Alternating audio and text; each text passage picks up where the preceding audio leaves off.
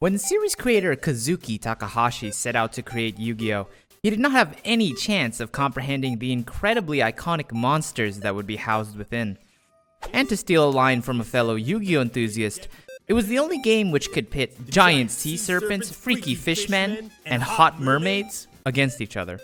But when Konami Japan was preparing their international release, they were faced with a troubling conundrum. Understanding that in the West, particularly in the United States, minivans full of suburban mothers would stand in between them and their target audience for their children's card game, Konami decided to make a crafty business decision. Those gods and demons, thighs and guys, and gratuitous gore, that had to go. Here's a question: how do we show that Dark Ruler Hades, the literal ruler of the dark, has dominion over the lesser fiends? Simple. He must have the largest horns. Unfortunately for Mr. Bighorn Energy, when it came time to censor his demonic prowess, Konami had his demonic horns circumcised, leaving him with blue orbs. He also had his wine replaced with NyQuil. This makes sense since the pain reliever in the medicine would help him cope with getting iced in all the lore cards he's in, appearing and getting bodied in more than 10 different cards. And while Yu-Gi-Oh!'s core audience evolved over time, the culture of appealing to soccer moms did not fade away, even with modern cards doing away with overt iconography. Although, I'm not really sure where they draw the line. I'm not sure how this is illegal, but these are not.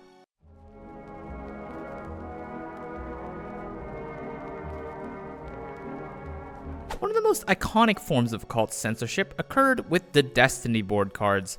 While Konami's aversion to death gifted us Yu-Gi-Oh!'s finest cultural phenomenon in the Shadow Realm, it also forced Konami's hand in censoring the letters shown on Destiny board. Originally spelling death, Destiny board was censored in the international release to say final. Interestingly, even to this day, no cards explicitly contain the word death. Of course, the real legacy of this change was giving us duelists more letters to spell things with in Yu-Gi-Oh! Of course, it won't win you games, but it sure does feel good. To wrap up on censorship of religious and demonic iconography, we have perhaps the most out-of-place reference of all time, eradicating aerosol. For some inexplicable reason, the word God is tattooed onto the hand of the Eradicator for the Japanese release. And in the international release, it's been all but scrubbed out. Now I know for the homies out there, being the designated bug killer is just what guys do, and maybe you do feel like God playing with the life of an innocent creature, but I never imagined God would rock the spiked bracelet.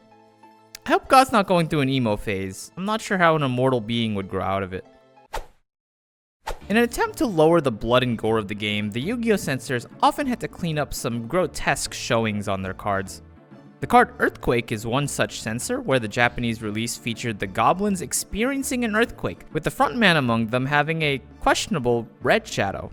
Worried that this depiction may be mistaken as a dead goblin walking, trying to get up from his own pooling blood beneath him, the international release darkened it to match his normal black shadow-having goblin friends. What's even stranger is that this red shadow is probably not meant to be blood, since his club also shares the red shadow. And unless he had a rough round of goblin roulette, there's no reason for both him and his club to be covered in blood. But from the questionable, we move on to the lazy. Now, as someone who takes a lot of pride in their thumbnails, I fully understand the appeal of slapping something lazy together and calling it a day. When Konami saw the violence inherent in the cards Watt Cancel and Last Day of Witch, they went fully YouTube clickbait on us. Watt Cancel features our titular Watt monster with 1,000 volts running through him, his muscles spasming uncontrollably as he, quite literally, is shocked to the bone. And then the international release said, Watt Cancel. Watt has been cancelled. In a similar brew, the card Last Day of Witch features a group of witches tied up and being led to a pyre, a stake, and presumably, for my barbecue pitmasters out there, their well-done demise. And with no brooms, pointed ears, or witch hats in sight, as well as historical precedents, a fear that these may indeed be completely innocent women being led to their slaughter. But Konami International said, no witches? This one doesn't even convey the namesake of the card. Like, come on, Konami, here, let me spell it for you. Today, sure, witches, but tomorrow, we don't do that here. While showing too much skin is a problem endemic to the pretty girls all throughout the Yu-Gi-Oh landscape, Konami made sure to uphold true gender equality and told the guys to, and I quote, cover 'em up. Afraid that the unrealistic male body standards set forth by the Tyrant in the Tyrant series of cards would negatively affect their mostly male player base, Konami graciously donned upon the vicious Tyrant a wife, Respecter. I mean, look at this guy.